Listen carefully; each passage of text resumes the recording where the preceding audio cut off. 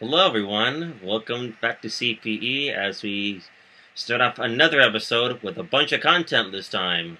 As 3 reviews. Whoopee! why are you surprised? We did 3 before. Actually, no, wait, we No, only usually I did mean, 2. Only did like 2. on the audio podcast we used to do, we usually did Raw, SmackDown, and well, the first time we did it was like Raw, SmackDown, and TNA. Then it switched to ROH. Then it became Raw only. Then it only just then Raw and NXT, and then then it was like Raw, when we did the video reviews early. It was like Raw, NXT, ROH, and then I just stopped doing NXT and ROH, and then it just did Raw. And, but now we got 3 shows to review. This should be interesting. Well, at least next week it'll be 2. Yeah. Because it'll just be Raw and SmackDown. So let's get started. So let's get started with Battleground. What a show it was. Not that much. At least it was a 2-match show, to say the least. 2-match? If not a 3. For me, it was 1 match. And that was the main event. Fine. Alright, so what was the... Whoa, I did something. It's left. Yeah, left. I know. I don't know what I did. Oh, yeah, so they kicked it off with Divas tag team match, and we obviously... Women tag team match. A women's tag team match. You gotta get out that stigma. I'm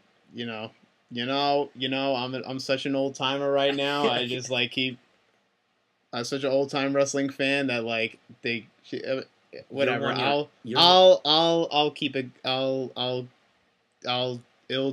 It'll be gone once they go along. You're 1 year older than me, and we're both watching wrestling when the Divas style was produced. So this is. But I was watching it like when it was really like Divas stuff, like when they were really called Divas.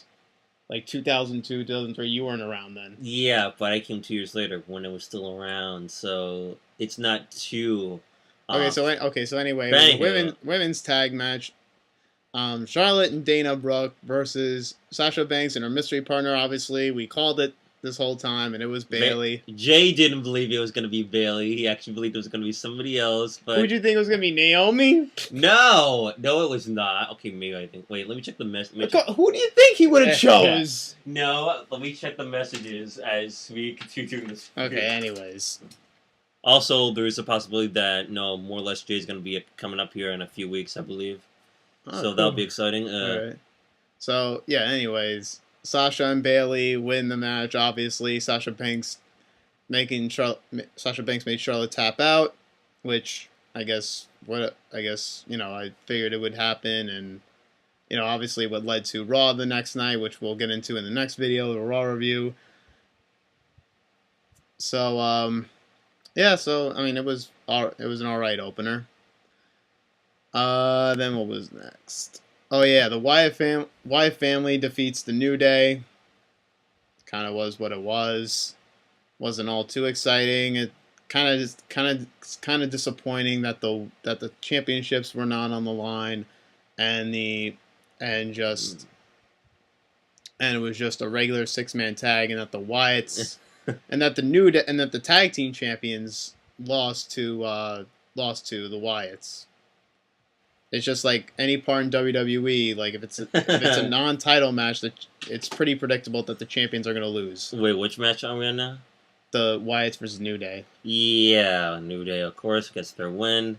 No, Wyatt won. Oh, wait, I meant Wyatt's won, gets their win, even though the New Day recently broke the record for the longest tag team championships reign over Paul London and Brian Kendrick. But that's fine. Hey, for what it's worth, it's I figure it'd be anything but this tag team to do it. Hey, yep. Then what was it? Oh yeah, the U.S. Championship. Zack Ryder got buried Rusev. by. Well, Rusev. Obviously, you'd expect Zack Ryder to win. Come on, we knew the whole time Rusev was winning this. I knew the whole time he was winning it, and then afterwards you got Mojo Rawley coming out trying to help him out, his fellow Hype Bros tag team partner. Hi, yeah. but it was just kind of meh. At least Even the match itself was meh. What if it led to a Zack Ryder heel turn? We just push Mojo Rawley away.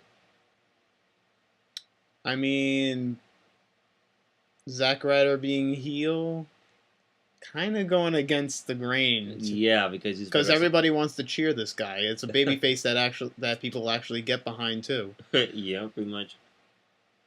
And then I believe the next match was Sami Zayn versus Kevin Owens, and I'm not gonna say who won because this guy didn't watch it.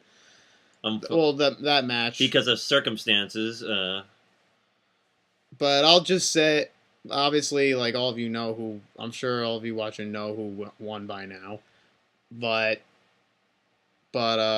yeah, I'm just glad this has come to a close and that they can just move on with this. Yeah, even though they're both on Raw.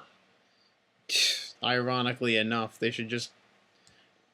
It's so ridiculous how Sami Zayn and Kevin Owens are just known for being wrestlers, not really entertainers. I mean, Kevin Owens could be entertaining. Sami Zayn, At least so mostly Sami Zayn would be fit for SmackDown. Maybe Kevin Owens fit on Raw. But I'm sure that's the end. I'm sure no, they're probably gonna do that forever, for a while. And it was all right. It was just people.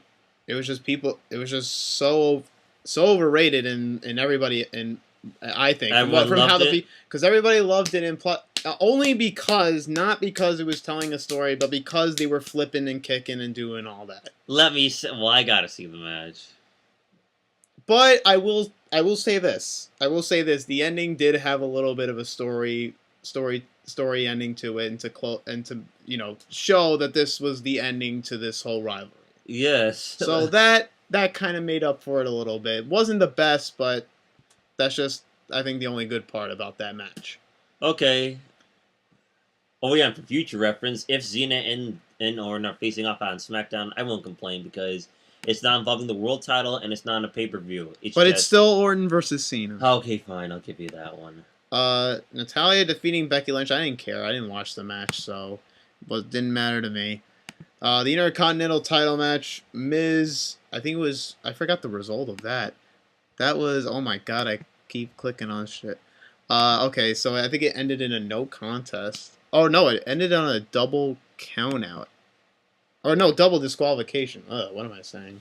Wonder how that happened.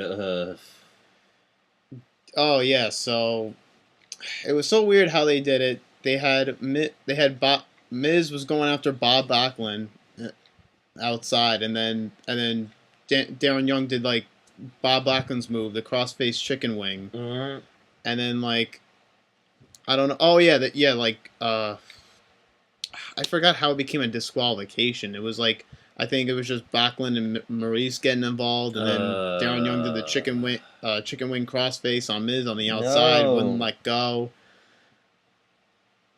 It was just a mess. It was just like I didn't care after. I was just skipping throughout the entire match. I didn't really care. It wasn't something that I was like excited for. How can you skip it? It was live. I wasn't watching it live. Oh wait, I watched it the next day. Oh wait, you were at work. Yeah. But anyways, what was next? Oh yeah, the 6-man tag. John Cena, Enzo, and Cass versus Styles and the Club. You got Cena. I mean, you got Cena pinning Styles, of course. Why not? Why not? No reason. I'm not complaining. I mean, it's not too much to complain about, but Cena, Enzo, and Cass winning, I mean, it's fine, I guess. At least it's not just Cena and AJ Styles. Like, at least it's not Cena, AJ Styles one-on-one. Oh boy, I wonder how they're going to do that babyface turn for AJ Styles in the future. One could only wonder. You got to pick up the Club. That's the only way. That's probably the only way you're going to do. Well, it's already broken up because Styles is on SmackDown and the Club is on Raw. Mm-hmm. So it's already kind of broken up. No, they said they were no, we're not broken up. We're expanding. That's what. Expanding, sure. And then the highlight reel, Jericho has a returning Randy Orton as the guest. And again, kind of stale. again, it's just like obviously the whole point of it is to build up Brock Lesnar versus Randy Orton at SummerSlam, and it's so like okay, it kind of makes sense that it would be Brock Lesnar versus Randy Orton at SummerSlam because you think about these two of how their careers have gone. Like this is the same pay-per-view where both these guys became the youngest world champions. Oh yeah, SummerSlam '02 and SummerSlam '04. Like Orton, and then Orton, like after Brock left, Orton taking a spot as the youngest world champion. Yeah, because Vince wanted to stick it to Brock. Yeah. But so it does make sense to have a Brock Lesnar versus Orton match at SummerSlam. But there's just no story at all to this. Don't worry, we got a month to get that story going. Actually, less than a month to get this. 3 weeks. I feel like in a way WWE is trying to be like UFC. Cause I feel like that's what they're trying to be now. They're trying to be like UFC. Cause now they're just building matches with just no story at all. They're just like like Lesnar's facing Randy Orton. Okay, why? Why are they facing? What beef do they have with each other? Why do they hate each other?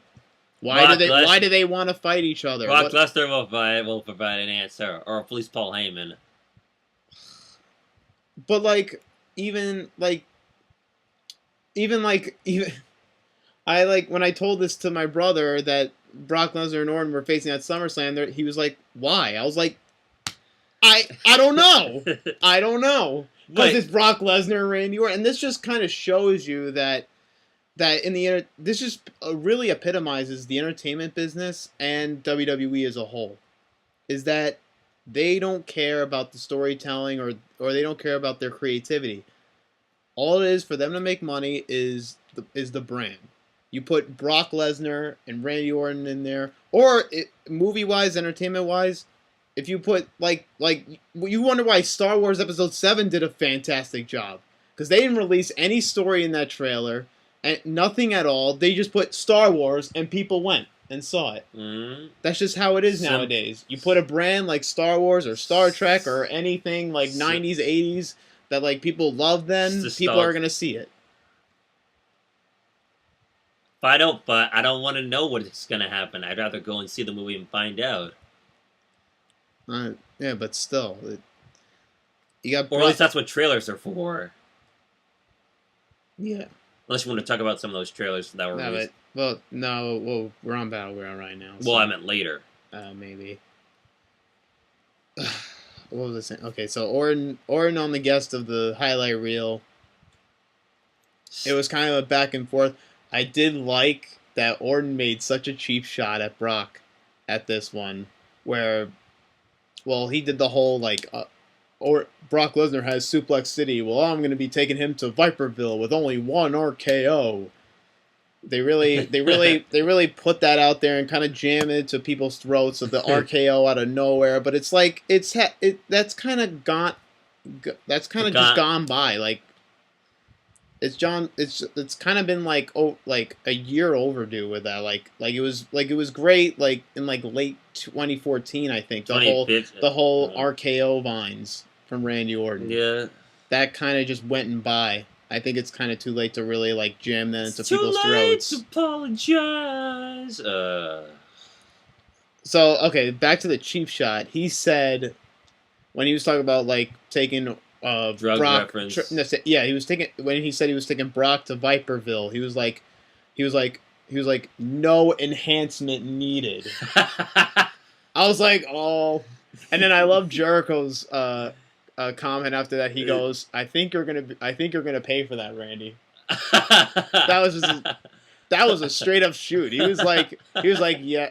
That was pretty much like code for telling Orton, you just screwed up right now with the company after what you just said right now. Yes, after Randy Orton already had two wellness policy violations. Yeah, he shouldn't be talking. He's been failing drug tests for like years with WWE.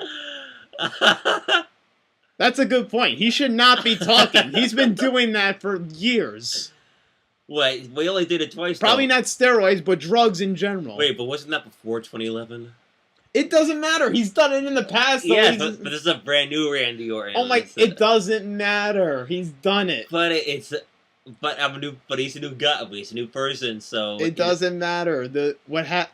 I know what happens in the past, stays in the past, but it still happened before.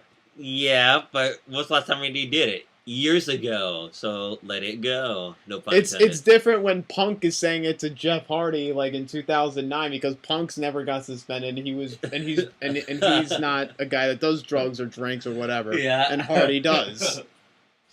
It's different because Punk could say that because it's never happened to him, but but it doesn't apply with Orton.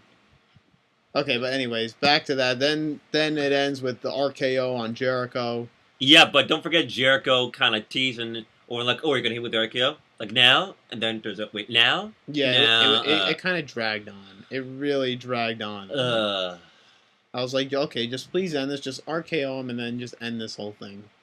It would be cool if he brought back his old theme. Except it wouldn't be relevant because there's no legends to kill. No, yeah. And plus, they don't really label him as the Legend Killer anymore. They label him as the Viper. Yes, only the Viper. No Apex Predator, no nothing else. I think they still call him Apex Predator. Yeah. Well, at least Justin Roberts would say that. I guess.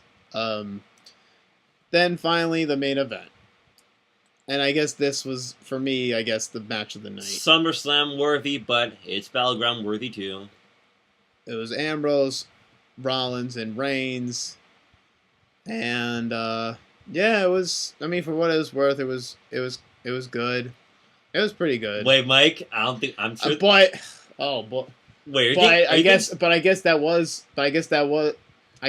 kind of part of Roman Reigns' punishment is that he had to be the one to eat the pinfall. Oh, I was gonna mention. I knew from the moment that he got pinned, I was like, oh, I guess this is part of his punishment. Is like, sorry Reigns, but if Ambrose is winning, you're gonna have to get pinned by him. I should have said what I was gonna say a little bit earlier because I know this didn't go to the back of your head, but I was like, oh boy, if Reigns were to win the title, entire time too, like. Almost the entire time too, Ambrose and Rollins were double teaming on Reigns. Yeah, that might have also been part of the punishment. But don't forget the continuity as well.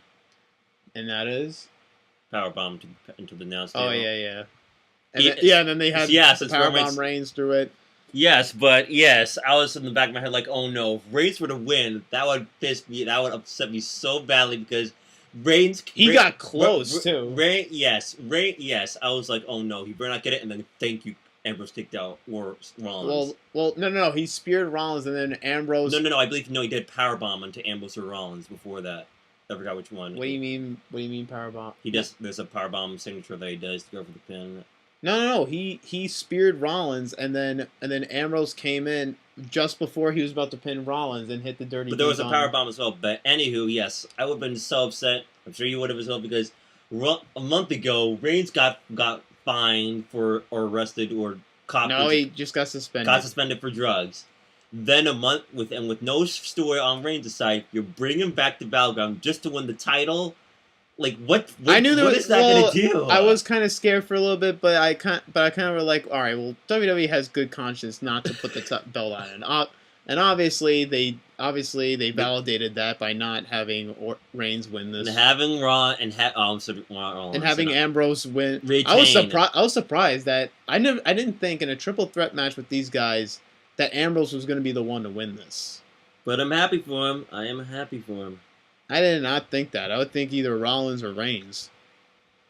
But I mean, either way, and I guess this kind of and I thought this kind of had to happen too because if they really wanted to make SmackDown great again and make it like the show that's great, then I guess they had to put the WWE Championship for SmackDown. Yeah, pretty much. Oh yeah, I found a photo. But as we saw later on SmackDown. Oh boy, I can't wait to talk about that, but we're going to get to Raw first.